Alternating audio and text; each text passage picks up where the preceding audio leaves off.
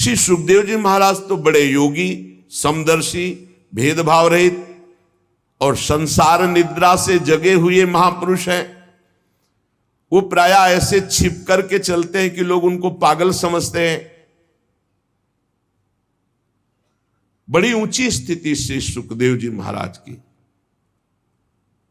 एक बार जब व्यास जी पीछे पीछे जा रहे थे सुखदेव जी के, तो वहां नदी में कुछ युवतियां स्नान कर रही थी। तो आगे सुखदेव जी दिगंबर निकले तो उनको कोई लज्जा नहीं आई, पर वस्त्र पहने जब व्यास जी निकले तो सब झट से बाहर आकर वस्त्र धारण कर लिया। आश्चर्यचकित होकर के व्यास जी ने उन युवतियों से पूछा, ऐसा भेद क्यों? मेरा जवान पुत्र 16 वर्ष की अवस्था दिगंबर, तुम्हें कोई संकोच नहीं, लेकिन मेरे को वयोवृद्ध को देख करके, वस्त्र धारण किए हुए को देखकर लज्जा क्यों? तो उनका, महाराज आपकी ज्ञान दृष्टि अमोघ है, पर आपकी दृष्टि में अभी स्त्री पुरुष है, परंतु आपकी पुत्र की दृष्टि में ब्रह्म के सिवा कुछ नहीं है, इसलिए मुझे कोई लज्जा संकोच नहीं हुआ, और आपकी दृष्टि में स्त्री पुरुष है इसलिए लज्जा लगी और हमने वस्त्र धारण किया। व्यास जी से ऊंची स्थिति श्री सुखदेव जी महाराज की। तो ये ऐसे महापुरुष कैसे परीक्षित जी के पास पहुंच गए और कथा सुनाए? क्योंकि ऐसे उच्च कोटि की अवस्था को प्राप्त जो अवधूत वेश में पहचाने ही न जा सके, तो कुरजांगल देश में जाना, हस्तिनापुर में, फिर वहां जड़वत व्यवहार वाले महापुरुष को पहचान लेना, पांडवनंदन राजर्षि परीक्षित, ऐसा सौभाग्य कैसे उदय हुआ कि महान परमहंस श्री सुखदेव जी उनको उपदेश दिए। महाभाग मैं सुनना चाहता हूं। श्री सुखदेव जी गृहस्थों के घरों में अगर कभी भिक्षायाटन के लिए गए तो बहुत विनय करने पर उतनी देर रुके जितनी देर गाय दुही जाती, इससे ज्यादा कभी नहीं रुके। फिर 7 दिन रुककर कथा सुनाला ऐसे महापुरुष को। सूत जी हमने सुना है, अभिमन्यु नंदन महाराज परीक्षित भगवान के बड़े प्रेमी भक्त थे। उनके जन्म में भी बड़ा आश्चर्यमय प्रसंग घटा। ये पांडव वंश के गौरव बढ़ाने वाले सम्राट थे, भला इनको शाप क्यों मिला? ऐसे भगवत प्रेमी, ऐसे धर्मात्मा राजा। और फिर ये सर्वस्व त्याग करके आमरण अनशन व्रत लेकर गंगा किनारे बैठ गए। अरे महाराज परीक्षित इतने बलवान राजा थे कि शत्रु पक्ष के राजा इनके चरण रखने की चौकी में आकर रत्नों के ढेर समर्पित करते थे। इन्होंने दुस्त्यज लक्ष्मी परिवार का मोह त्याग कर गंगा किनारे भूखे प्यासे रहकर प्राण त्यागने की इच्छा की। मुझे लगता है कि जो भगवान के आश्रित हैं, संसार के परम कल्याण अभ्युदय समृद्धि के लिए ही वो जीवन धारण करते हैं। उनका अपने शरीर से कोई स्वार्थ नहीं रहता, फिर वो शरीर त्याग की बात क्यों सोचे? ये मैं जानना चाहता हूं। सूत जी आपको वेदवाणी छोड़कर अन्य समस्त शास्त्रों का पूर्ण ज्ञान है, इसलिए इस समय जो हम आपसे प्रश्न कर रहे हैं आप कृपा करके बताइए। सूत जी ने कहा, इस समय वर्तमान चतुर्युगी के तीसरे युग द्वापर में महर्षि पराशर के द्वारा वसुकन्या सत्यवती के गर्भ से भगवान का कलावतार योगीराज श्री कृष्णोद्वैपायन व्यास देव जी के रूप में जन्म हुआ। भगवान व्यास देव जी सूर्योदय के समय सरस्वती के पावन जल में स्नान करके फिर एकांत स्थान पर बैठे हुए थे। भगवान व्यास देव जी भूत भविष्य वर्तमान सब कुछ ऐसे देखते हैं, वर्तमान की तरह। जैसे हथेली पे आंवला रखा हो चारों तरफ देख सके, ऐसे वो अनंत ब्रह्मांडों को देख सकते हैं वो भूत भविष्य वर्तमान तीनों कालों के ज्ञाता है। बड़ी दृष्टि अचूक थी। उन्होंने देखा कि एक कलयुग सबकी बुद्धि भ्रष्ट करेगा, भगवत प्राप्ति में बाधा पहुंचा देगा, धर्म का ह्रास हो जाएगा, धर्म संकरता फैल जाएगी, वस्तुओं का पवित्रता और उनमें जो जीवनी शक्ति वो सब ह्रास होती चली जाएगी, संसार के लोग श्रद्धाहीन होते चले जाएंगे, सब शक्ति रहित होते चले जाएंगे, सबकी बुद्धि कर्तव्य का क्या ठीक ठीक निर्णय करने में असमर्थ हो जाएगी। ये कलयुग वर्ण और आश्रम व्यवस्था को भंग कर देगा। देख लो कर रहा है। लोगों की भाग्यहीनता बढ़ती चली जाएगी। दिव्य दृष्टि से देखकर संसार का कैसे मंगल हो, यह विचार। महापुरुषों का हृदय एक बात में ही केवल दुखी होता है कि कैसे संसार भगवत प्राप्त हो जाए, कैसे जीव दुख से पार होकर आनंद समुद्र भगवान में डूब जाए। व्यास जी सोच रहे कि वेदोक्त चातुर्होत्र कर्म लोगों का हृदय शुद्ध करने वाला है। इस दृष्टि से हमने यज्ञों का विस्तार किया।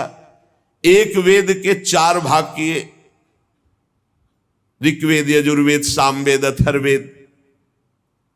इतिहास पुराणों की रचना की जो 5वां वेद। ऋग्वेद को पैल ऋषि, सामगान को जैमिनी ऋषि, यजुर्वेद के एकमात्र स्नातक वैशंपायन जी, अथर्ववेद में दरुण नंदन सुमंत मुनि जी। इतिहास और पुराणों में उग्रश्रवादी कह रहे मेरे पिता रोमहर्षण जी।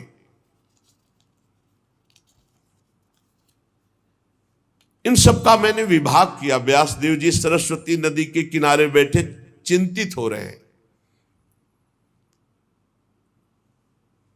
पर कलयुग आएगा तो वेद को पढ़ पाना, सिद्धांत समझ पाना बड़ा कठिन है। इसलिए कल्याण हो जाए ऐसे आचरणों में सब चूक कर बैठेंगे, क्योंकि ज्ञान नहीं रहेगा। अब उनका भी कल्याण हो जाए जिनकी ज्यादा बुद्धि काम नहीं करती, मन चंचल है, इंद्रियां भोगों में लगी हैं। भगवान व्यासदेव जी ने विचार किया, वेदों का सार हमने पूरे महाभारत में रख दिया। कोई ऐसा सूत्र नहीं, कोई ऐसा श्लोक नहीं, किसी भी ज्ञान वैराग्य भक्ति का जो महाभारत में न रचा गया हो, सब कुछ है। पूरी शक्ति लगा करके हमने जीवों के कल्याण के लिए महाभारत की रचना की। फिर भी आज मेरे मन को शांति नहीं मिल रही। ऐसा लग रहा है कि सहज सरल मार्ग भी जगत के कल्याण के लिए हमने प्रकट नहीं किया। व्यास जी मनी मनी ऐसा विचार करके बड़े खिन्न हो रहे हैं। व्यास जी सोच रहे मेरी खिन्नता कब कैसे मिट सकती है। मैंने निष्कपट भाव से ब्रह्मचर्य व्रत धारण किया, वेदों का स्वाध्याय, गुरुजनों का, अग्नियों का सम्मान, महाभारत के रूप में पूरा वेद का रहस्य खोल दिया। मैं ब्रह्म तेज से संपन्न हूं और समर्थ हूं, फिर भी आज खिन्नता क्यों? हमें लगता है कि भगवान को प्रिय, भगवान की प्राप्ति कराने वाला सहज सरल मार्ग हमने अभी प्रकाशित नहीं किया, इसलिए मेरा हृदय खिन्न हो रहा है।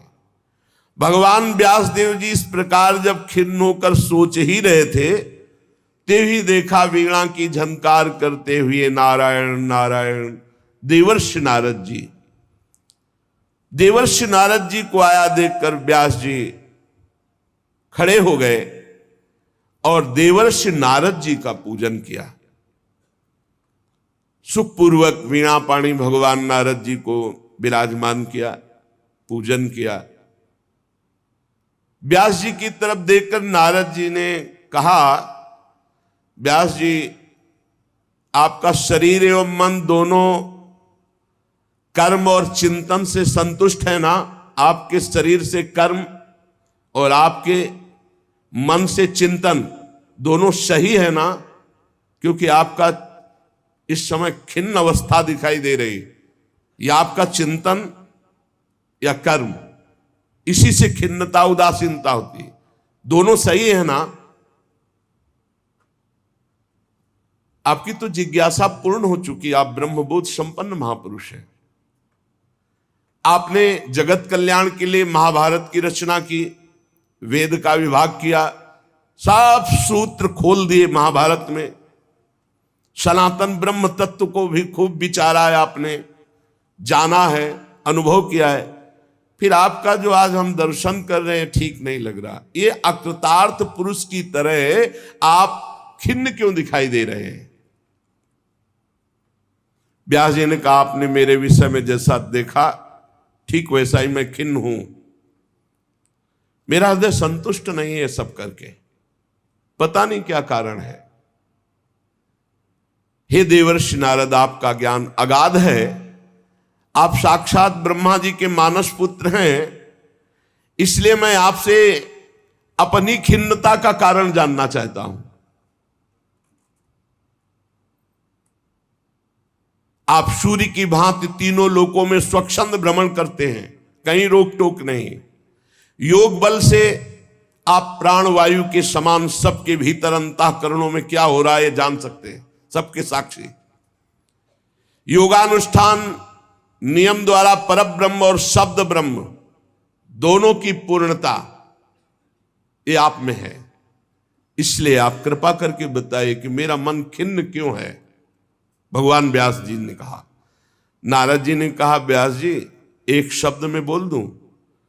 आपने बहुत घुमा घुमा कर सब चर्चाएं की, लेकिन सीधी भगवत प्राप्ति की, भगवान की चर्चा नहीं की। जो एक मात्र भगवान की चर्चा, जो भगवान की प्राप्ति करा दे। इसलिए भवतानुदित प्रायम यशो भगवतो अमलम ये नई वासौ न तुष्येत मन्ने तद दर्शनम खिन्नम। आपके दर्शन की खिन्नता का कारण मैंने जान लिया। आपने एकमात्र सहज ऐसा उपाय नहीं रचा जिससे भगवान की महामहिमा का गान करते हुए भगवत प्राप्ति हो जाए। आपने धर्म का, अर्थ का, काम का, मोक्ष का, सबका वर्णन किया। वेदांत मोक्ष का है, लेकिन श्री कृष्ण प्रेम प्राप्ति, श्री कृष्ण की सहज में प्राप्ति, ऐसी महिमा का वर्णन, थोड़ा थोड़ा वर्णन सब है। महाराज, जिस वाणी से, चाहे वो रस भाव अलंकार आदि से युक्त क्यों न हो, जगत को पावन करने वाले भगवान श्री कृष्ण का यश गान नहीं होता, वो वाणी अपवित्र मानी जाती है, वो सुनने योग्य नहीं है। मानसरोवर के कमनी कमल वन में विहार करने वाले हंसों की भांति भगवत धाम में विहार करने वाले भगवत चरणारविंदाश्रित परमहंस कभी ऐसी वाणी नहीं सुनते। इसके विपरीत, जिसमें सुंदर रचना भी नहीं है, दूषित शब्द भी है, परंतु जिसका प्रत्येक शब्द भगवान श्री कृष्ण से जुड़ता है, वह वाणी जिसके कान में पड़ेगी सारे पापों का नाश कर देगी। क्योंकि संत पुरुष ऐसी ही वाणी का आदर करते हैं, श्रवण करते हैं, गान करते हैं, कीर्तन करते हैं। जिस निर्मल ज्ञान का आपने वर्णन किया, जिससे मोक्ष की प्राप्ति हो जाती है, यदि भगवान से प्रेम न हो, भगवान की प्रेम लक्षणा भक्ति उदित न हो, तो वो ज्ञान किस काम का। गोस्वामी जी ने भी कहा है, जोग कुजोग ज्ञान अज्ञानू जहां नहीं राम प्रेम पर धानु। महाराज, जो साधन सिद्धि दोनों दशाओं में अमंगल रूप है, वो कामना, काम्य कर्म, जो भगवान को अर्पण नहीं किया गया, ऐसा निष्काम कर्म, ये सब व्यर्थ है, भगवान से संबंधित। महाभाग व्यास जी, आपकी दृष्टि अमोघ है, आपकी कीर्ति पवित्र है, आप सत्य परायण दृढ़ व्रत हैं। इसलिए आप संपूर्ण जीवों को कैसे बंधन मुक्त किया जाए, इसलिए खिन्न है। वो होगा केवल अचिंत शक्ति भगवान श्री कृष्ण के लीला चरित्रों का गायन और श्रवण करने से। जो मनुष्य भगवान के नाम और रूप लीला गुण धाम के सिवा और कुछ बोलना चाहता है, उसी समय माया उसे फांस लेती है। सेवक जी महाराज कह रहे हैं, तब सुख हरिवंश गुण नाम रसना रटत, और बहुवचन अति दुख दानी। हानि हरिवंश के नाम अंतर परे, लाभ हरिवंश उच्चरत बानी। उसी समय दुख घेर लेगा जब भगवत चर्चा के सिवा प्रपंच की बात करोगे, फंसा लेगा। कोई न कोई अपराध वाणी का बन जाएगा, किसी की निंदा, किसी की अवहेलना। देवर्षि नारद जी कहते, जब कोई मनुष्य भगवान की चर्चा के सिवा और कुछ बोलने की इच्छा करता है, उसी समय भगवान की माया उसको चक्कर में फंसा लेती है, उसकी बुद्धि अपवित्र हो जाती है। जैसे हवा के झकोरों से डगमगाती हुई डोंगी को कहीं भी ठहरने का ठौर नहीं मिलता, ऐसे भगवत विमुख बुद्धि चंचल होकर माया में भ्रमित हो जाती, उसे कहीं ठौर नहीं मिलता। भगवान अनंत, कोई विचारवान विवेकी पुरुष संसार की वार्ता छोड़कर भगवान की चर्चा करता है, संसार की बातें सुनना बंद करके भगवान की बातें सुनता है, और वो परमानंद का अनुभव करता है। इसलिए जगत के कल्याण के लिए अब आप भगवान की लीलाओं का गायन कीजिए। बड़ी जोर की बात देवर्षि नारद जी यहां कह रहे, त्यक्त्वा स्वधर्मम चरणाम्बुजम हरेर, भजन पक्कोथ पते ततो यदि। बहुत जोर की बात है। यत्र क्वा वा भद्रम अभूदमुष्य, किं को वार्थ आप तो भजताम स्वधर्मतः। जो अपने धर्म का त्याग करके भगवान की शरण में हुआ, मर गया, कोई भजन साधन नहीं बना। जैसे आज सुना आपने, और शाम तक शरीर पूरा हो गया, कोई भजन साधन नहीं बना। भजन न तो परिपक्व हुआ न साधन बना, तो बोले क्या उसका मंगल हो सकता है? अभी कोई साधना नहीं बनी, कोई भजन परिपक्व नहीं हुआ, क्या मंगल हो सकता है? नहीं, इतने मात्र से भगवत प्राप्ति, भगवान की शरण में हुए। त्यक्त्वा स्वधर्मम चरणाम्बुजम हरेर, ये बात समझना होगा कि अब तो सर्वधर्मान परित्यज्य मामेकम शरणम व्रज। जो भगवान ने आदेश किया, अब मैं वही स्वीकार करता हूं। त्यक्त्वा स्वधर्मम चरणाम्बुजम हरेर, ये अंदर की बात है। आज सत्संग सुना और मन में निश्चय किया कि अब सब धर्म कर्म भगवान के लिए, अब तो मेरे जीवन का एकमात्र लक्ष्य श्री कृष्ण चंद्र, और मर गया। कोई साधन भजन नहीं हुआ। भजन न पक्कोथ पते ततो यदि, न भजन हुआ न कोई परिपक्व अवस्था आई, तो क्या होगा? यत्र क्वा वा भद्र मभूदमुष्य, क्या उसका मंगल हो सकता है? बोले कदापि नहीं। सीधे शरणागति का फल, सीधे शरण की प्राप्ति। और जो धर्मानुष्ठान खूब कर रहा है, भगवान की शरण में नहीं, भगवान का भजन नहीं करता, तो बोले क्या कभी उसका मंगल हो सकता है? नहीं। क्यों? ऐसे ऐसे अपराध बन जाएंगे। मान लो एक वैष्णव निंदा बन गई तो पूरे जीवन का स्वधर्मानुष्ठान सब चाट लिया।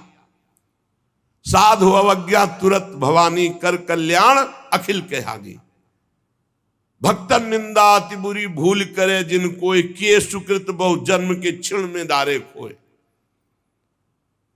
कौन सा लाभ मिल जाएगा यदि हरि से विमुख होकर धर्मानुष्ठान करता है और हरि के शरणागत हो गया, सब धर्मों को भगवान के चरणों में समर्पित कर दिया और शरीर छूट गया, कोई भजन परिपक्व नहीं हुआ, तो भी उसे भगवत प्राप्ति होगी, क्योंकि वो भगवान की शरण में। त्यक्त्वा स्वधर्मम चरणाम्बुजम हरेर, भजन पक्कोथ पते ततो यदि।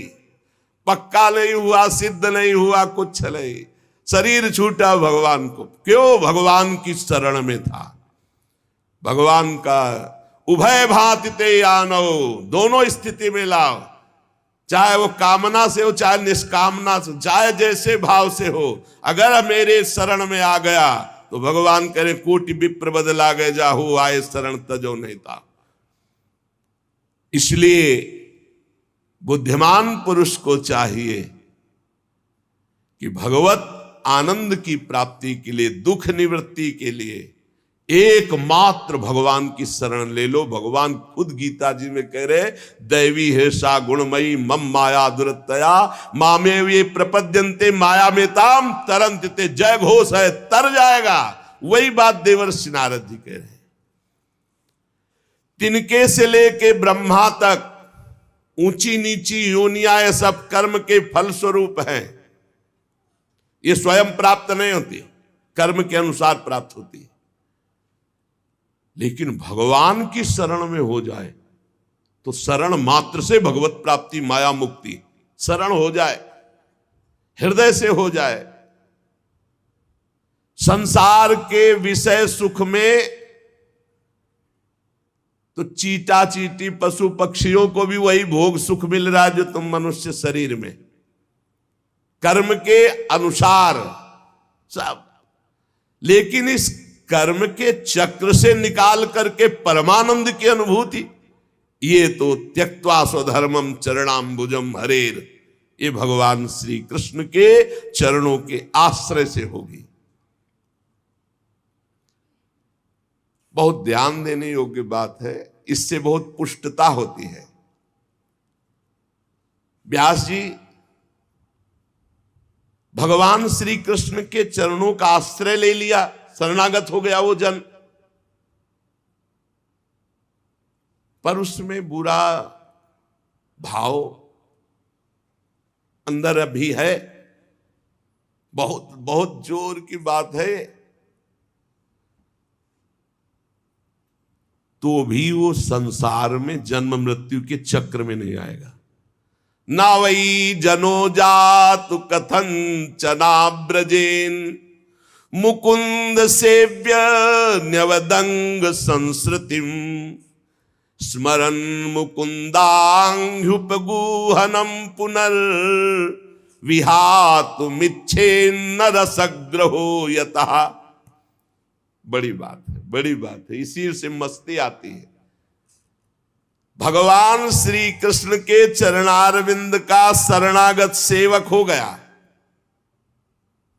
और उसमें दैवात बुरा भाव है, बुरा भाव, धर्म विरुद्ध आचरण। तो बोले क्या वो अन्य मनुष्यों तरह दुर्गति को प्राप्त होगा? बोले ना, वो जन्म मृत्यु संसार में नहीं आएगा। ये है हमारे प्रभु की लात न प्रभु चित चूक किए की करत सुरत सहवार ही की, जय घोष है। संस्कृतिम चक्र में अब नहीं आ सकता, बुरा भाव भी है, पर भगवान का शरणागत। इसीलिए कहा गया है कि भगवान जो गीता जी में कह रहे कि साधुरेव समंतव्य, उसे मानो साधु है। साधु को साधु मानने के लिए नहीं कहा जाता, जो साधु नहीं है उसको साधु मान। मेरी शरण में आ गया पिचेत्सु दुराचारो भजते माम अनन्य भाग, साधुरेव समंतव्य सम्यक व्यवसिता ऐसा। अब वो दुराचारी गति को नहीं जाएगा, वो मेरे को प्राप्त होगा। यह भगवान की शरणागति। ओहो, सब सिद्धांत एक तरफ, भगवान की करुणा एक तरफ। व्यास जी जो भगवान श्री कृष्ण के चरणारविंद की शरण में आ गया, दैवात का भी बुरा भाव उसके अंदर है, तो वो जन्म मृत्यु संसार चक्र में नहीं आएगा। बुरा होते हुए भी वो भगवान को प्राप्त हो जाएगा। क्यों? क्योंकि भगवान का आश्रय लिया। मुकदमा में फांसी की सजा पक्की, वकालत पक्की, न्यायाधीश पक्का, दस्तखत पक्के, लेकिन राष्ट्रपति ने माफ कर दिया, अब क्या करोगे? अब जज ये थोड़ी कहेगा कि घंटों सालों से हम दिमाग लड़ा करके फिर इसको निर्णय किया, आप रद्द क्यों कर रहे हैं? वकील कहें हम बहुत वकालत की है और ये पक्का दोषी है, तो राष्ट्रपति कहेंगे पक्का दोषी है पर हमने माफ कर दिया। अहम त्वाम सर्व पापेभ्यो मोक्षयिष्यामि मा शुचा, ये हमारे अखिल कोटि ब्रह्मांडों के अधिपति बोल रहे हैं। सर्वधर्मान परित्यज्य माम एकम शरणम व्रज। छाती फूल जाती है बात सुनकर। नहीं तो एक एक कर्म का बहुत बड़ा बड़ा हिसाब है। यहां कह रहे व्यास जी, जो भगवान श्री कृष्ण के चरणारविंद की शरणागति स्वीकार कर ली, उसमें दैवात बुरा भाव, दैव कहते प्रारब्ध, प्रारब्ध के अनुसार बुरा भाव, तो क्या वो जन्म मृत्यु संसार चक्र में आएगा? कभी नहीं। जीत गए, जीत गए, हम जीत गए। इसीलिए कहते हैं भगवत प्राप्ति को समझो आप। जिसने भगवान के चरण कमलों का एक बार आश्रय ले लिया, फिर भगवान उसे कभी नहीं छोड़ते। ये मंगल बात। और जिसे चस्का लग गया भगवान के भजन का, भगवान की लीला कथा सुनने का, उसको कल्याण, कल्याण की फिक्र नहीं। कल्याण तो उसका हो गया जो बुरा भाव वाला भी है लेकिन भगवान का शरण आश्रय ले लिया। अपिचेत सुदुराचारो, कैसा मंगल भगवान की शरणागति है। मैंने तो आपको इशारा बताया है, आप तो खुद सब कुछ जानते हैं। देवर्षि नारद जी कह रहे हैं, व्यास जी आप अपनी अमोघ दृष्टि का प्रयोग कीजिए। आप भगवान पुरुषोत्तम के कलावतार हैं। आपने अजन्मा होकर यह जन्म धारण किया है जगत मंगल के लिए। ये तपस्या, वेदाध्ययन, यज्ञानुष्ठान, स्वाध्याय, ज्ञान, दान, तीर्थयाटन, इन सबसे भगवत प्राप्ति नहीं। श्री कृष्ण लीला गुणों का गायन करके, श्री कृष्ण की शरणागत होकर श्री कृष्ण का नाम जप, ये भगवत प्राप्ति कराएगा। मैं तुम्हें अपने पूर्व चरित्र को बताता हूं। देवर्षि नारद जी कहते हैं, ये पिछले कल्प की बात है, युग की नहीं, कल्प की बात है। मुझे तीनों काल का ज्ञान है। मैं वेदवादी ब्राह्मणों की एक दासी का लड़का था। ये पहले बहुत सुंदर गंधर्व थे, उपबर्हण, जो देवर्षि नारद जी अपनी कथा सुना रहे कि मैं पूर्व जन्म में दासी पुत्र था, उसके पहले उपबर्हण नाम के गंधर्व थे और बहुत ही सुंदर थे। इनको इतना सब पसंद करते थे, चाहे कोई भी हो, कि इनका दर्शन करना, इनसे संभाषण करना। चित्ररथ गंधर्व ने 50 दिव्य सुंदर अपनी पुत्रियों को, उपबर्हण को ब्याहा था। बड़े ही सुंदर थे ये। एक बार ब्रह्मा जी ने भी इनको अपनी सभा में गाने के लिए बुलाया, उपबर्हण को, भगवान का यश गाने के लिए। अब ये उस सभा में तो गए, बहुत रूपवान थे, जो देखे लुभायमान हो जाए। तो ये भगवान का यश न गा करके जो अप्सराएं और सब, तो रूप सौंदर्य सांसारिक गाने लगे। ब्रह्मा जी गए, सभा में बुलाए गए हो, हरि यश गान करने के लिए तुमने सांसारिक रूपों का गायन किया, इसलिए तुम दंड के अधिकारी हो, जाओ नीच योनि को प्राप्त हो। तुम्हें गर्व है अपने इस रूप का, जाओ तुम नीच योनि को प्राप्त हो। शाप सुनते तत्काल शरीर क्षीण हो गया, नष्ट हो गया। और ये कालांतर में द्रुमिल गोप की पत्नी कलावती के गर्भ से प्रकट हुए। किसी कारण से द्रुमिल गोप जब पधार गए तो कलावती इनको एक लेकर, साधु सेवी ब्राह्मण थे, उनके यहां दासी भाव से रहकर इनका पालन पोषण करने लगी। तो वही कह रहे हैं कि मैं पिछले कल्प के अपने पूर्व जीवन में वेदवादी ब्राह्मणों की एक दासी का लड़का था। वर्षा ऋतु में चातुर्मास जैसे चल रहा है तो महात्मा जन एक स्थान पर 4 महीने टिकते, प्रायः ऐसा था। पहले से वो स्थान देख लेते थे कि जहां 4 महीना भिक्षा मिलेगी, और वो 4 महीना वर्षा में एक जगह रहते थे। वो जब देव उत्तिष्ठिनी एकादशी आती है तब फिर सब चातुर्मास पूर्ण करके भ्रमण करते थे। तो ऐसा ही उन ब्राह्मण के यहां चातुर्मास करने बड़े महात्मा जन आए। तो उन ब्राह्मण ने मुझको, मेरी बाल्यावस्था थी, देवर्षि नारद जी कह रहे, उन संतों की सेवा में नियुक्त कर दिया। देखो, संत सभा में अपराध किया, ब्रह्मा जी की सभा संत ही सभा तो है, तो नीची गति को प्राप्त हुई। अब यहां संत सेवा तो सर्वोत्तम गति को प्राप्त होंगे। मुझे संत सेवा में नियुक्त कर दिया गया। ये बड़ा सौभाग्य होता है जब संत सेवा का अवसर मिले, उनके चरण धोने का, उनको परोस के पवाने का, उनकी जूठल पत्तल फेंकने का, उनकी पत्तल से जूठे किनका लेकर बड़ा इससे जो भगवत प्रेमी महात्मा, ये संसारिक लोग उपहास करेंगे, न मत सुनना, ये संसार के रजोगुणी लोग नहीं जानते हैं। बातुल भूत विवश मतवारे, ये ते नहीं बोले बचन विचारे, तिनकर कहा सुने नहीं काना। अहो भाग्य, संतों का चरणामृत मिले, संतों की जूठी पत्तल से एक एक कण उठा के पाने का। आप खुद अनुभव करके देख लेना कैसा हृदय होता, रोने का मन होगा प्रभु के लिए जब संतों की जूठन मिलेगी। यद्यपि मैं बालक था पर मैं संतों के सामने बहुत सौम्य होकर रहता, चंचलता नहीं करता। बालक था इसलिए हमारी इंद्रिय विषय भोग संबंधी कोई चेष्टा ही नहीं थी, और खेल कूद में मेरी रति नहीं थी। तो संत मुझे बहुत पसंद करते, क्योंकि शांत भाव रहना, उनकी आज्ञा में रहना, उनकी सेवा में। तो सब संत हमें सेवा देते, ए पानी ले आओ, ए ऐसा। मेरा शील स्वभाव देखकर समदर्शी सब संतों ने हम पर बड़ी कृपा की। उच्छिष्टले पान अनुमोदितो द्विजयी, सकृष्म भुंजे तद पास्त किलविषा। देख लो, मुझे संतों की जूठी पत्तल फेंकना, उनके पात्र मार्जन करना और उसमें लगा हुआ जूठन निकाल के एकत्रित करके खाना, इससे क्या हुआ? भुंजे तद पास्त किलविषा, जितने पाप थे सब भस्म हो गए। ये बड़ी बात है, ये बड़ी बात है।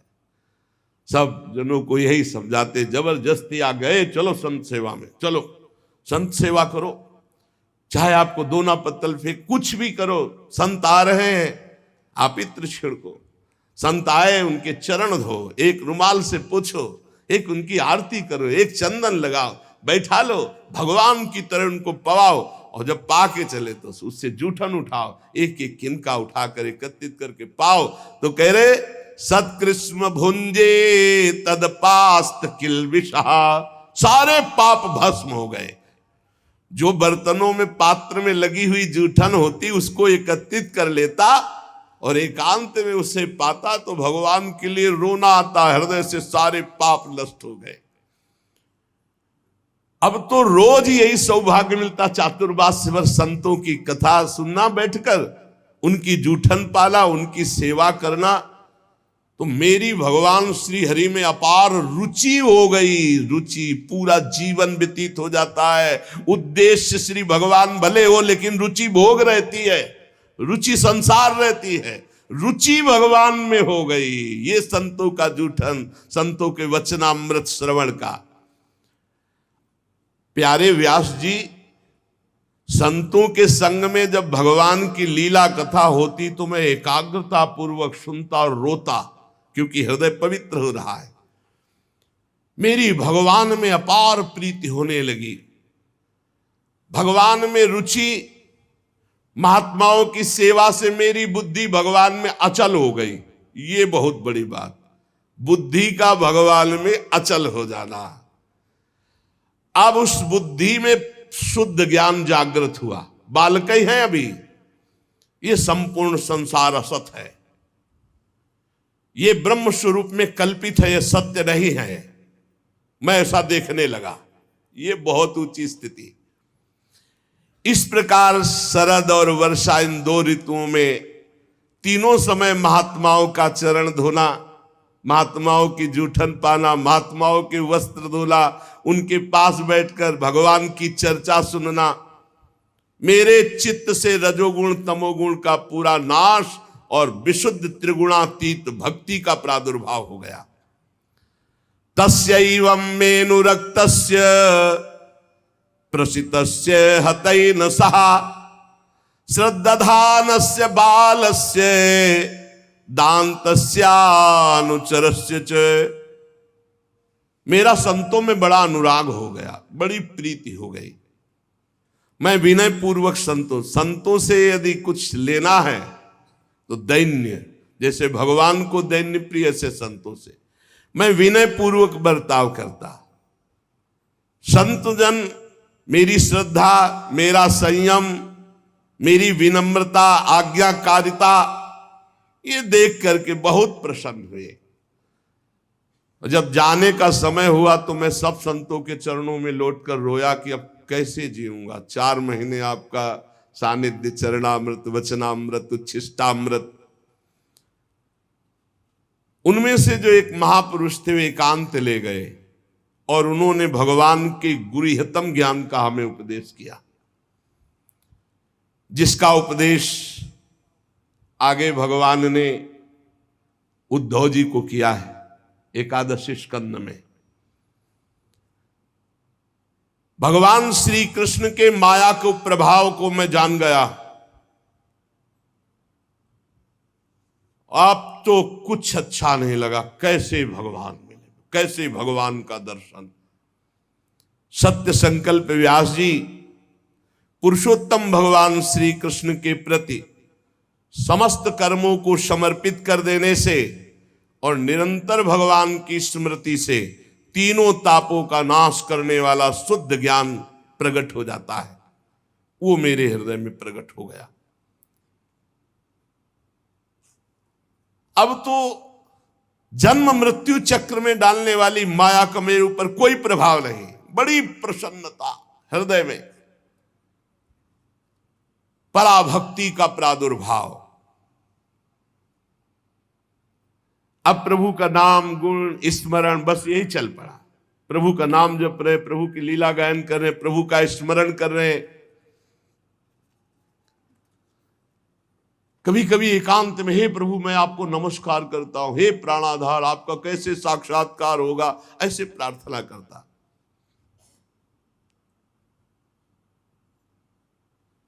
अब मुझे संतों की कृपा से ब्रह्म ज्ञान और पराभक्ति भाव रूपा दोनों का परिचय प्राप्त हो गया था। व्यास जी ने कहा, नारद जी जब वो ज्ञानोपदेश देने वाले महात्मा जन चले गए तब फिर आपने क्या किया? उस समय आपकी अवस्था तो बहुत छोटी थी। फिर आपने अंतिम समय शरीर कैसे परित्याग किया? तो आप इस समय पूरी याद रखे हुए हैं। काल तो सब स्मृति का नाश कर देता है। आपको पूर्व कल्प की स्मृति कैसे? पीछे युग की नहीं, पूर्व कल्प की। देवर्षि नारद जी ने कहा, जब मुझे ज्ञान देने वाले महात्मागण चले गए तो मैं भगवान का नाम जब, भगवान का ध्यान, भगवान का स्मरण करते हुए, बहुत छोटी अवस्था थी, समय व्यतीत कर रहा था। मैं अपनी माँ का इकलौता लड़का था, वो मुझे बहुत प्यार करती थी। ये मुझे पच नहीं रहा था, ये मुझे पच नहीं रहा था कि माँ मुझे प्यार कर रही। मैं ही उसका सहारा था, इकलौता लड़का। मैंने भगवान से प्रार्थना की, प्रभु मां के स्नेह पास से मुझे मुक्त करो। देखो, जननी जनक बंद सुत दारा, तन धन धाम सुहृद परिवारा, सबकी ममता ताग बटोरी, मम पद मनई बांध बर डोरी। मेरी योग क्षेम की चिंता मां बहुत करती, हर समय खाया कि नहीं खाया, ऐसा वैसा, और ये मुझे बहुत अखरता क्योंकि मेरे ध्यान में विक्षेप पड़ता। कठपुतली जैसे नचाने वाले की इच्छा के अनुसार नाचती है। भगवान व्यासदेव जी से देवर्षि नारद जी कहते, संसार चक्र जिनसे चलता है वो ईश्वरों के ईश्वर भगवान श्री कृष्ण। मैंने भी सोचा भगवान का जब विधान कोई होगा तभी मुक्त हो पाऊंगा। अभी 5 वर्ष की अवस्था थी, मुझे देश काल का कुछ ज्ञान नहीं था। एक दिन मुझे सूचना मिली कि मेरी माँ गौ दूहने के लिए घर से बाहर निकली थी, रास्ते में काले सर्प ने डस लिया। अब सर्प का क्या दोष, पैर छू गया होगा, काल की प्रेरणा, उसने डस लिया। मां पधारी, मैंने सोचा महामंगल हो गया। ये लो, यह है भक्तों का हृदय। महामंगल में जोई जोई प्यारो करे सोई मोहि भावे। अब तो कोई रोक टोक नहीं ना, कोई प्यार कर। भक्तों को डर किससे लगता है जानते हो? नफरत करने वालों से नहीं, प्यार करने वालों से। जो भगवान के प्रेमी जन होते हैं वो अपमान, तिरस्कार, निंदा करने वालों से कभी डरते नहीं, लेकिन प्यार करने वाले से डरते हैं। श्रद्धावान जो हो, कहीं हमारी चित्त वृत्ति इधर न चली जाए। नारद जी ने कहा महामंगल, महामंगल, बड़ा अनुग्रह है, और चल पड़े उत्तर दिशा की ओर। बस चलते ही गए, नगर, गांव, देश, खाने, खेड़े, नदी, इन सबको पार करते हुए आगे देखा बड़ा शीतल जल, जो जलाशय विशाल है, कमल खिले हुए हैं, पक्षी कुहुक रहे, भौरे मड़रा रहे। बालक 5 वर्ष का अकेला ही इतना लंबा मार्ग तय करके नरकट, बांस, सेठा, कुश, कीचक, ऐसे जंगल में, वहां सांप, उल्लू, सियार, भयंकर जीवों का घर, पर मुझे भय नहीं लगा, क्योंकि मैंने जान लिया था कि वही होगा जो श्री कृष्ण रचे हैं। मुझे जोर से प्यास लगी थी, बालक था ही, इंद्रियां शिथिल हो गई थी, भूखा भी था। अब उस बढ़िया सरोवर में स्नान किया और जल पान किया, थकावट मिट गई। पास में देखा विशाल एक पीपल का वृक्ष था, वहीं जाकर आसन लगाया और बैठ गया। भयावह जंगल, पर जैसा संत महात्माओं ने मुझे बताया था भगवान का स्वरूप, वैसे ही मन ध्यान करने लगा। एकांत भक्ति भाव वशीकृत चित्त द्वारा जे भी आर्त भाव से भगवान को पुकारा, मेरे नेत्रों में आंसू, शरीर में रोमांच और भाव में भगवान प्रकट हो गए। भगवान ये व्यास जी उस समय, मुझे कैसे तुम्हें बतावें जो आनंद प्रकट हुआ भगवान के प्रकट होने पर। रोम रोम पुलकित हो गया, हृदय शीतल शांत हो गया, आनंद की बाढ़ आ गई, और मुझे तनिक भी ध्यान नहीं रहा मैं कौन हूं, कहां हूं, कैसा हूं।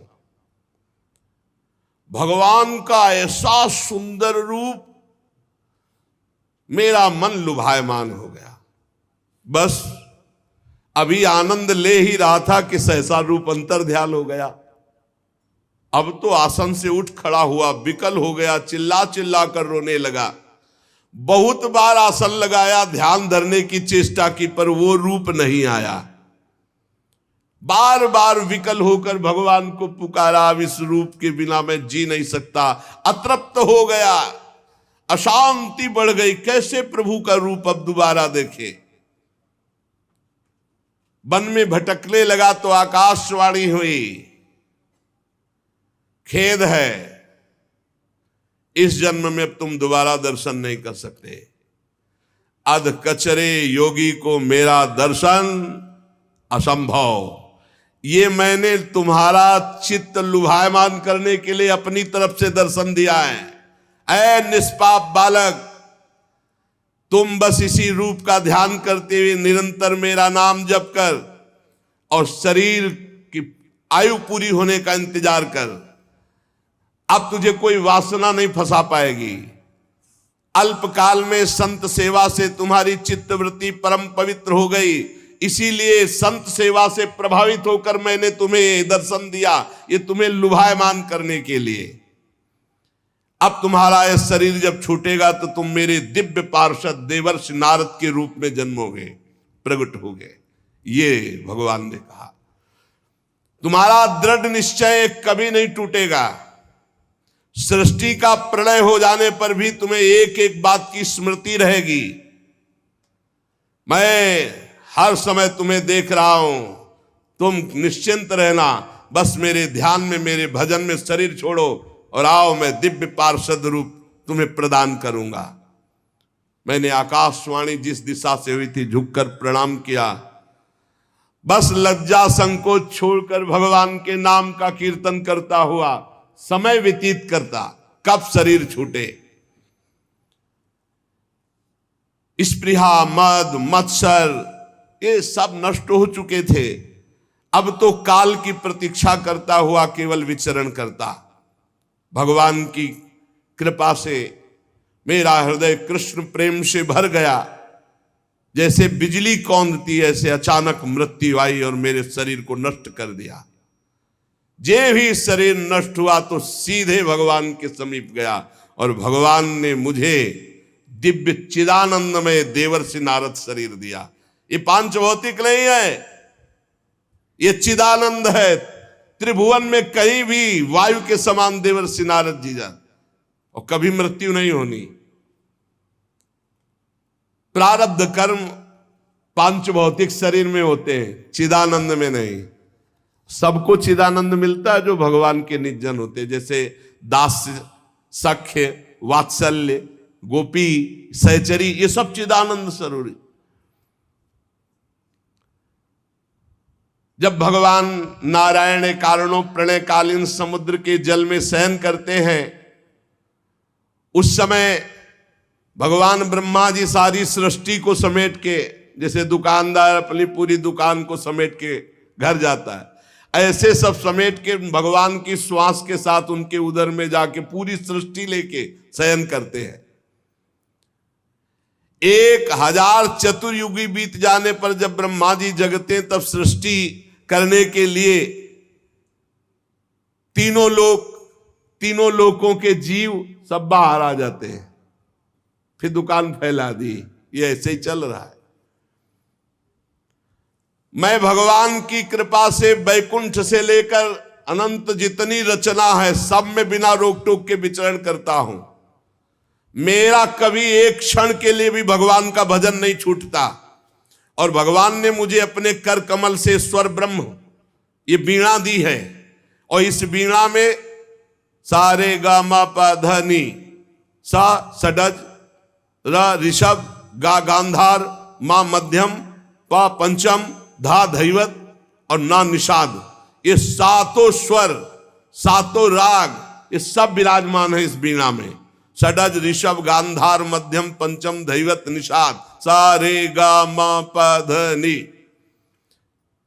ये विभूषित दिव्य वीणा है। इसमें मैं भगवान के नाम का और लीलाओं का गायन करता रहता हूं, और जब चाहता हूं उसी समय प्रभु प्रकट होकर मुझे दर्शन देते हैं। जब जब जहां पुकारा भगवान वहीं है। कैसा सौभाग्य ये भजन का फल। तुरंत बुलाने पर तुरंत आकर भगवान हमें दर्शन देते। देवर्षि नारद जी कह, तुरंत आहूत यु में शीघ्रम दर्शनम याति चेतसी। हे कृष्ण, तो उसी समय जिस समय पुकारा तो कह रहे हैं आहूत यु में शीघ्रम दर्शनम याति चेतसी, उसी समय शीघ्रता पूर्वक भगवान आते हैं। जिन लोगों का चित्त निरंतर विषय भोगों की कामना से आतुर हो रहा है, उनके लिए बात समझना भी बड़ा कठिन होगा। लेकिन यदि वो भी नाम जप करने लगे, भगवान की लीलाओं का गायन करे, तो मेरा अपना अनुभव है कि इसी से उनको भगवत प्राप्ति हो जाएगी। ये काम और चोट, लोभ की, मोह की, क्रोध की ऐसी बार बार दे रहे हृदय में।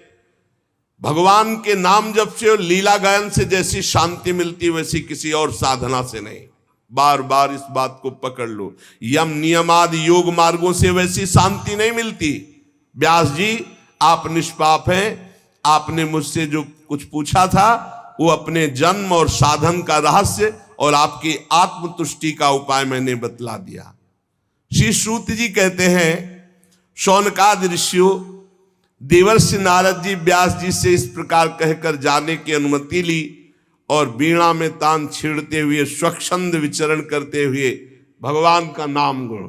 नारद जी हर समय भगवान का नाम, वो धन्य भाग है उस महाभागवत को जिसकी जिह्वा पे नाम चल रहा है। आहा अहो देवर्षि धन्योयम यत कीर्तिम सारंग धन्वना गायन माद्यन निदम तंत्र्या रमयत्यातुरम जगत। हर समय वीणा में नारायण नारायण नारायण नारायण और भगवान की लीलाओं का गायन। धन्य है ये देवर्षि नारद जो सारंग पाणी भगवान श्री हरि की कीर्ति, उनका नाम हर समय आनंद मगन होकर गाते हैं और त्रिभुवन में जिधर जाते हैं उधर मंगल करते हैं, त्रिताप का नाश करते हैं। श्री शौनक जी ने पूछा, सूत जी सर्वज्ञ एवं सर्वशक्तिमान भगवान व्यास देव जी ने जब नारद जी का ये वचन सुना, फिर उनके चले जाने पर उन्होंने क्या किया? श्री सूत जी ने कहा, ब्रह्म नदी सरस्वती के पश्चिम तट पर शाम्याप्रास नामक एक आश्रम है, वहां ऋषियों के यज्ञ चलते ही रहते हैं। वहीं व्यास जी का अपना आश्रम है, उसके चारों ओर बेर का सुंदर वन है। उस आश्रम में बैठकर उन्होंने आचमन किया बद्रीवन और स्वयं अपने मन को समाहित किया। उन्होंने भक्ति योग के द्वारा अपने मन को पूर्णतया एकाग्र और निर्मल करके आदि पुरुष परमात्मा और उनके आश्रय में रहने वाली माया को देखा, जिस माया से मोहित होकर ये जीव तीनों गुणों से अतीत होने पर भी अपने को त्रिगुणात्मक मान लेता है और इस मान्यता के कारण भारी दुख भोगता है, जन्म मरण आदि। इस अनर्थों की शांति का साक्षात साधन है केवल भगवान का निरंतर चिंतन। पकड़ो, संपूर्ण माया से बचने का एकमात्र उपाय है निरंतर भगवान का भजन, निरंतर चिंतन। परंतु संसार के लोग इस बात को नहीं जानते हैं, यही कारण है कि उनकी दुर्गति होती है। बात पकड़ लो। इसीलिए बहुत सरल भावों से भगवान की महिमा, भगवान के सिद्धांत जिसमें भरे पड़े हैं, ऐसे श्रीमद् भागवत की संहिता की रचना की भगवान व्यास देव जी ने। इसके श्रवण मात्र से पुरुषोत्तम भगवान श्री कृष्ण के प्रति परम प्रेममयी भक्ति हो जाती है। जो निरंतर भगवान की भक्ति से हृदय भरा रहता है, उसका परिचय होता है कि निरंतर भगवत स्मरण परायण। भक्ति का क्या स्वरूप है? देवर्षि नारद जी ने बताया, तदर्पिता अखिलाचारिता तद्स्मरणेन परम व्याकुलते। हर समय भगवान के स्मरण में इतना मगन है कि स्मरण छूटने का आभास मात्र हो जाए तो परम व्याकुल हो जाए और हर आचरण भगवान को समर्पित। यही परम भक्ति योग है। जो ये भक्ति योग धारण करता है तो उसका शोक नष्ट हो जाता है, मोह नष्ट हो जाता है, भय नष्ट हो जाता है, विकार नष्ट हो जाते हैं, वो निर्विकार हो जाता है। इस महान भागवत संहिता को अपने प्रिय श्री सुखदेव जी को पढ़ा, क्योंकि यही अधिकारी दिखाई दिए भगवान व्यास देव जी को। शौनक जी ने पूछा, सुखदेव जी तो अत्यंत निवृत्ति परायण है, वो आत्मा में रमण करते रहते हैं, उनको पढ़ने लिखने का ग्रंथ अभ्यास का कैसे भाव आ गया? 18,000 श्लोक पढ़े कैसे? वो तो अपने स्वरूप में रमण करते हैं। श्री सूत जी ने कहा, जो लोग वास्तविक ज्ञानी हैं, जिनकी अविद्या की गांठ खुल गई है, ऐसे आत्माराम पुरुष भी भगवान श्री कृष्ण की हेतु रहित भक्ति किया करते हैं, क्योंकि भगवान के गुण ही ऐसे हैं। भगवान के गुण बड़े बड़े सिद्ध आत्मारामों को भी आकर्षित कर लेते हैं। श्री सुखदेव जी तो भगवान के भक्तों के अत्यंत प्रिय और स्वयं भगवान वेद व्यास के पुत्र हैं। भगवान के गुणों ने उनके हृदय को अपनी ओर खींच लिया और वो विवश होकर के श्रीमद् भागवत का अध्ययन किया। आपने प्रश्न किया था कि महाराज परीक्षित ने राज्य लक्ष्मी त्याग करके क्यों गंगा किनारे आमरण अनशन व्रत लिया? जिस समय महाभारत युद्ध में कौरव और पांडव दोनों पक्षों के बहुत से वीर वीर गति को प्राप्त हो चुके थे, भीमसेन की भयंकर गदा के प्रहार से दुर्योधन की जंघा टूट चुकी थी,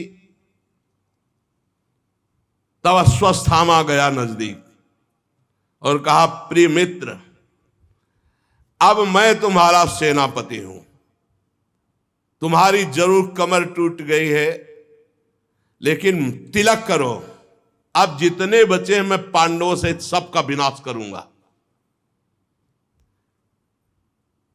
ऐसा ही हुआ। वो अपने स्वामी दुर्योधन का प्रिय कार्य समझकर जितने सो रहे थे सबको काट डाला था अश्वत्थामा ने।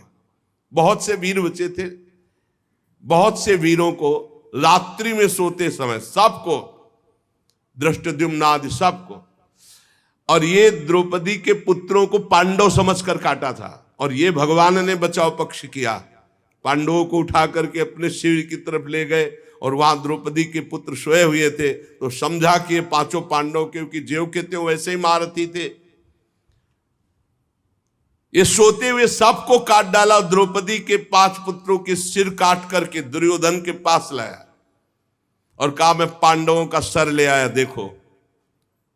तो उनका भीम का सर लाओ। तो भीम का सर, भीम के जो पुत्र थे उन 5 में उनका दिया, जे भी दबाया तो फट गया उनका। भीम का सर ऐसा नहीं होता। तब देखा कि ये तो पुत्र, अब तो कहा है, तुमने तो हमारा सर्वनाश कर दिया, हमारे वंश का ही विनाश कर दिया। अरे हमारी दुश्मनी पांडवों से थी, तुम सोते हुए द्रौपदी के पुत्रों को क्यों मार डाला? बड़ी निंदा की अश्वत्थामा की। जे भी द्रौपदी को पता चला वो तो अत्यंत दुखी हो गई, उनकी आंखों में आंसू बहने लगे। अर्जुन ने उनको सांत्वना दी, कल्याणी सावधान, तुम वीर माता हो, पर मैं तुम्हारे आंसू तभी पोंछूंगा जब उस आताताई का सिर गांडीव धनुष से काट कर तुम्हारे सामने रखूंगा, तब तुम उस पर पैर रखकर अपने पुत्रों की अंत्येष्टि क्रिया करना। अर्जुन ने ऐसी बात कही। भगवान श्री कृष्ण से कहा, चलो सारथी बनो और मैं कवच धारण करता हूं, और भयानक गांडीव धनुष की प्रत्यंचा चढ़ाकर गुरुपुत्र अश्वत्थामा को मारने के लिए दौड़े। अपराधी तो था ही, सोते हुए, ये वीर पुरुष का लक्षण नहीं, सोते हुए को नहीं, सावधान करके युद्ध करके मारा जाता है। ये तो बहुत निंदनीय कर्म। तो निंदनीय कर्म से बड़ा भयभीत था अश्वत्थामा। जब देखा कि भगवान श्री कृष्ण सारथी और रथी अर्जुन और गांडीव में प्रत्यंचा चढ़ाकर ललकारते हुए आ रहे हैं, तब प्राणों की रक्षा के लिए भागा। जहां जहां भागा वहां वहां भगवान श्री कृष्ण रथ को, उसने देखा कि अब तो मारा गया मैं, तो अपने बचाव के लिए एकमात्र साधन ब्रह्मास्त्र का संधान किया, द्रोणाचार्य जी द्वारा प्रदत्त। लेकिन ब्रह्मास्त्र संधान करना सिखाया था, वापस करना नहीं। इसको वापस करना अर्जुन को सिखाया था। योग्य शिष्य पुत्र से भी अधिक प्यारा होता है। ब्रह्मास्त्र लौटाने की विधि उसे नहीं मालूम थी, पर प्राण संकट आ गया तो तत्काल आचमन किया और ध्यानस्थ होकर ब्रह्मास्त्र का संधान किया। ब्रह्मास्त्र तुरंत प्रचंड तेज, अब तो सीधे अर्जुन की ओर ब्रह्मास्त्र।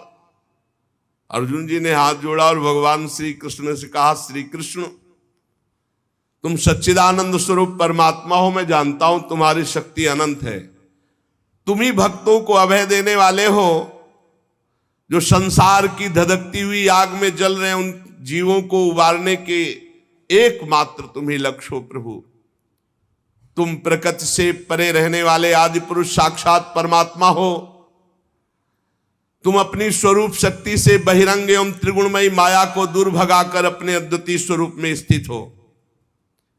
तुम अपने प्रभाव से माया मोहित जीवों के लिए धर्मादि रूप कल्याण का विधान करते हो। हे प्रभु, ये आपका अवतार पृथ्वी का भार हरण करने के लिए अनन्य प्रेमी भक्तजनों की रक्षा के लिए, उनके चिंतन के लिए, हे सुप्रकाश पर ब्रह्म परमात्मा श्री कृष्ण, देखो ये भयंकर तेज मेरी ओर आ रहा है, ये मुझको बिल्कुल पता नहीं कि क्या है और ये क्या करेगा। भगवान ने कहा डरो मत, ये अश्वत्थामा का चलाया हुआ ब्रह्मास्त्र है। वो प्राण संकट उपस्थित होने पर इसका प्रयोग तो कर दिया पर लौटालना नहीं जानता, और इस ब्रह्मास्त्र को कोई दूसरा अस्त्र दबा सके ऐसा आज तक कोई अस्त्र निर्माण नहीं हुआ। तुम शास्त्र विद्या के पारंगत हो, तत्काल आचमन करो और ब्रह्मास्त्र को शांत करने के लिए ब्रह्मास्त्र का ही प्रयोग करो। अर्जुन विपक्षी वीरों के मारने में बड़े प्रवीण थे। भगवान की बात सुनकर आचमन किया और भगवान की 4 परिक्रमा की और ब्रह्मास्त्र के निवारण के लिए ब्रह्मास्त्र का ही संधान कर दिया। अब दोनों ब्रह्मास्त्र जब भयंकर प्रलयाग्नि प्रकट हो गई, जब दोनों ब्रह्मास्त्र टकराए, प्रजा जलने लगी। सबने समझा मानो प्रलयकालीन समय आ गया है। भगवान ने इशारा किया तो दोनों ब्रह्मास्त्र को शांत करके अर्जुन ने वापस कर लिया, क्योंकि अर्जुन को देखो, द्रोणाचार्य जी ने अश्वत्थामा को ये विद्या नहीं सिखाई, ये अर्जुन को सिखाई। फिर अर्जुन क्रोध से लाल होकर दौड़ पड़े और अश्वत्थामा को जाकर पकड़ लिया, जैसे कोई बलवान पशु को बांध लेता है, ऐसे बांध लिया और उठा कर लाए और रथ के पीछे के हिस्से में पटक दिया अश्वत्थामा को। भगवान श्री कृष्ण जी भी बहुत कुपित हो रहे थे। कहा अर्जुन इसको छोड़ना बिल्कुल नहीं, इसने रात में सोए हुए निरपराध बालकों की भी हत्या की है। धर्मवेत्ता पुरुष, असावधान, मतवाले, पागल, सोए हुए बालक, स्त्री, शरणागत, रथहीन, पागल आदि को कभी नहीं मारते। महत अपराध है, ऐसा नहीं मारना चाहिए, और इसने वो सब कर डाला। ये दुष्ट है, क्रूर है, ये जीता रहेगा तो और भी महान पाप करेगा। मेरे सामने तुमने द्रौपदी से प्रतिज्ञा की थी कि जिसने तुम्हारे पुत्रों का वध किया उसका सिर उतार कर लाऊंगा। ये आताताई है, वध किया है, इसने अपने स्वामी दुर्योधन को भी दुख पहुंचाया। अर्जुन देख रहे थे कि भगवान बड़ी मुस्कुराहट के साथ आज्ञा दे रहे हैं, इसका मतलब कुछ रहस्य है। भगवान बार बार कह रहे हैं आताताई है, इसको मार डालो। भगवान रथ हाँक रहे, अर्जुन रथी पथ पे, पीछे अश्वत्थामा बंधा हुआ। अश्वत्थामा को पशु की तरह बांधकर निंदित कर्म करने से बहुत खिन्न, उदास द्रौपदी जी ने जे ही ऐसा देखा तो उन्होंने कहा नहीं नहीं, हमारे गुरु पुत्र का ऐसा अपमान नहीं होना चाहिए। नमस्कार, अश्वत्थामा को प्रणाम किया और कहा तत्काल बंधन मुक्त करो। गुरु पुत्र का इस प्रकार अपमान बिल्कुल नहीं। हे अर्जुन, रहस्य सहित सारे धनुर्वेद, उनका उपसंहार जिन गुरुदेव ने दिया वही गुरुदेव ही अपने आत्म पुत्र के रूप में विराजमान, हमको गुरु के समान इसका आदर कर रहा है। द्रौपदी जी ने कहा नहीं नहीं, जैसे मैं आज दुखी हो रही हूं ऐसे इसकी मां कृपी भी दुखी होगी। मैं नहीं चाहूंगी, छोड़ दो इसे, छोड़ दो। आर्यपुत्र तुम धर्मज्ञ हो, गुरु वंश का कभी अपमान नहीं किया जाता। गुरु वंश की सदैव पूजा करनी चाहिए, चाहे जितना भारी पाप बन जाए, कभी दंड नहीं देना चाहिए, कभी व्यथा नहीं पहुंचानी चाहिए। मैं दुखी हो चुकी, अब मैं और किसी को दुखी नहीं करना चाहती। इसकी माता दुखी हो ये मैं नहीं चाहूंगी। जो उच्छृंखल बलवान से भी, चाहे जितना बड़ा बलवान हो, यदि वो गुरुकुल का अपमान करता है, गुरु वंश का अपमान करता है, तो शोकाग्नि के द्वारा वो एक न एक दिन भस्म हो जाता है। द्रौपदी की बात धर्म और न्याय के अनुकूल थी, बिल्कुल कपट नहीं, करुणा और ममता से भरी थी। अतएव राजा युधिष्ठिर जी ने भी इन बातों का अनुमोदन किया। नकुल, सहदेव, सात्यकी, अर्जुन, भगवान श्री कृष्ण, वहां उपस्थित सभी नर नारियों ने द्रौपदी की प्रशंसा की। भीमसेन ने कहा कि ये सब बातें एक तरफ रखो, जिसने सोते हुए बच्चों को काट डाला, ना अपने लिए ना अपने स्वामी के लिए, बल्कि व्यर्थ में मार डाला, तुम सब हटो, इसे घूंसे से मार डालता हूं अभी। भीमसेन ने, भगवान ने द्रौपदी की भी बात सुनी, भीमसेन की बात सुनी। अर्जुन की तरफ देख करके कहा, भगवान श्री कृष्ण बोले, अर्जुन मेरी दोनों आज्ञाओं का पालन करो।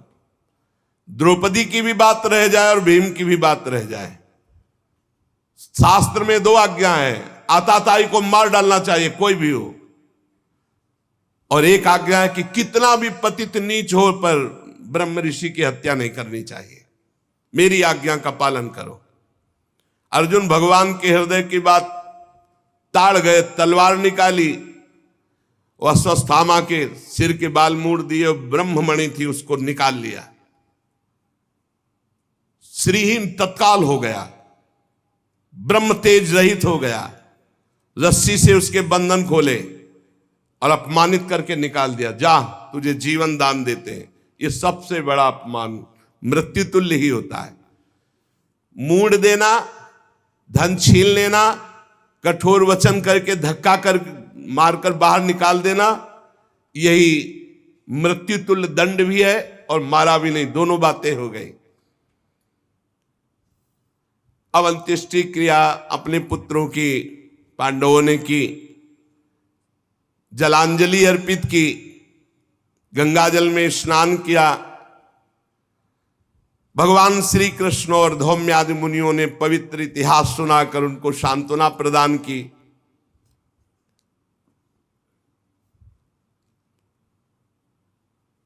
भगवान श्री कृष्ण युधिष्ठिर को राज तिलक, सिंहासन आरूढ़,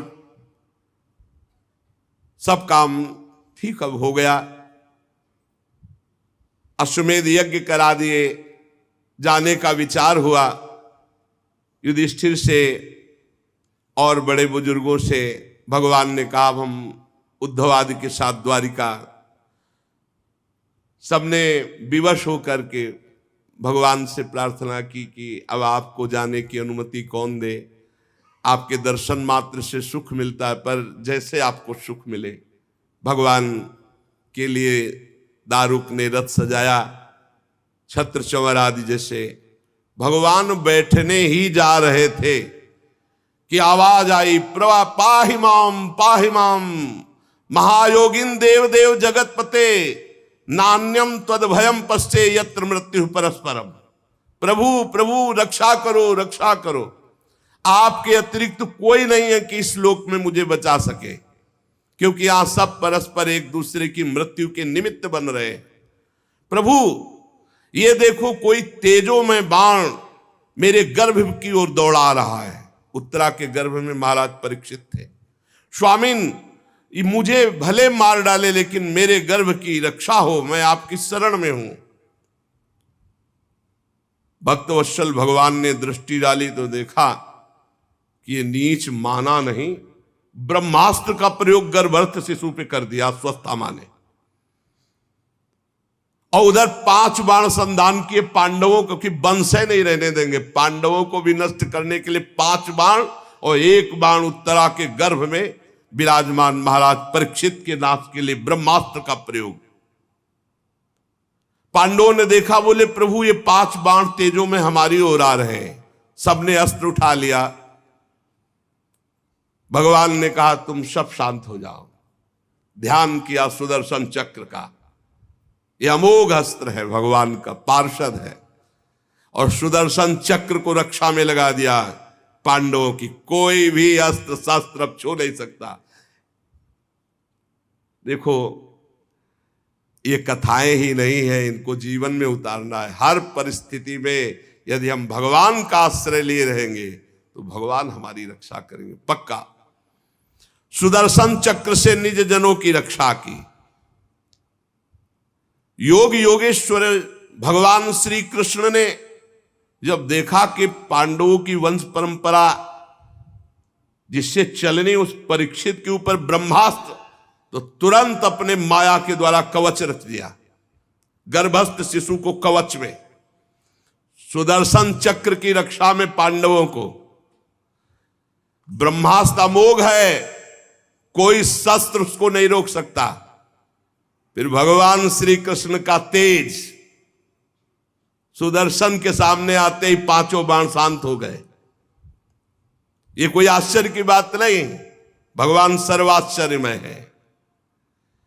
भगवान निज शक्ति माया से स्वयं अजन्मा होकर संसार की सृष्टि, पालन और लय करते हैं। भगवान श्री कृष्ण ब्रह्मास्त्र की ज्वाला तो सुदर्शन से, और आप अंदर सूक्ष्म रूप रख करके गर्भस्थ शिशु परीक्षित की रक्षा की। बड़ा सौभाग्य परीक्षित जी का, गर्भ में भगवान के दर्शन हो गए। ब्रह्मास्त्र की ज्वाला से मुक्त कर दिया पांडवों को भी और गर्भस्थ शिशु को भी। फिर भगवान ने सांत्वना दी और कहा अब चले। जब कुंती जी ने देखा कि भगवान जा रहे हैं, भगवान के समीप आई और भगवान से स्तवन करने लगी। जो स्तवन वो आगे चर्चा। श्री राधा वल्लभ लाल की जय।